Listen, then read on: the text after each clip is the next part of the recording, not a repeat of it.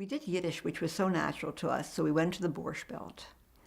And we started singing in the Borscht Belt. We traveled from Philadelphia up to the mountains, and we would, do the various jobs there. We did two. If we were lucky, we did 3 shows a night, but sometimes it really just 2 nights, 2 shows a night.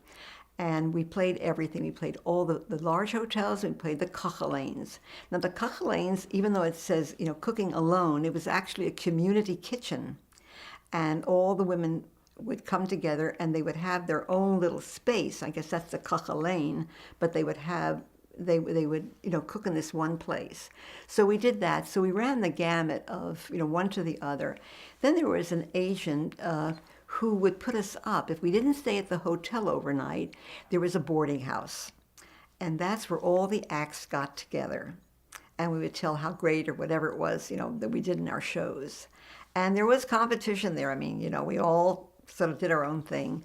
And that's when people like Stubby K, I remember, who became a good friend, who was in Guys and Dolls, did quite well on Broadway eventually.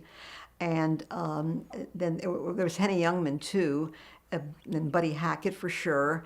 A lot of the people who became quite famous later were part of that little boarding house thing. And so we would brag about our shows, and yet we'd eat there, and it was very inexpensive. So that was the mountains, and we did enough of that. And then there was a Seymour Rechstein who was extremely important in our careers. He knew we did the mountains, and so we saw Seymour. I guess my sister was the one that got in touch with him, and he heard us, and he liked us very much.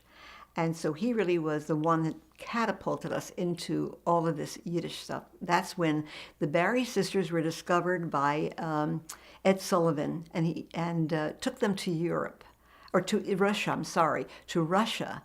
And so we took their place at WMGM with this phenomenal band, Abe Elstein and his band, and we'd have all the stars come in, and we'd have Maury Amsterdam, we had Joey Bishop, Steve Lawrence. I sang with him because Edie wasn't there, and so we just met everybody there. It was wonderful, and Henny Young became a close friend. He was a little crazy. He was wonderful, and so we did WMGM, and then also there was a little radio show, the little program, Miriam Crescent, who was Seymour Rechstein's wife, who would do the, in Yiddish, she would tell all the news of the day.